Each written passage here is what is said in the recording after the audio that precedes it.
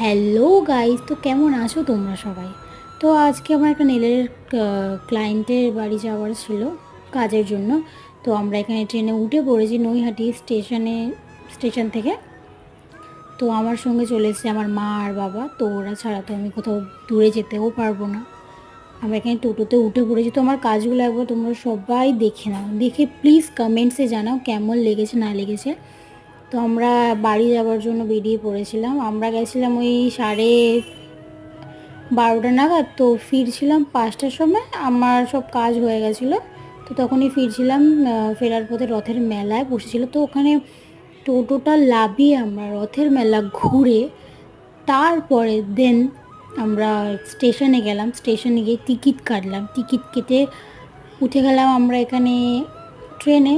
তো এটা আমার বাবা আর আমি তো চলে এসেছি শিয়ালদা স্টেশনে। তো বাড়ি যাবার পালা এখন এখানে। Bye bye.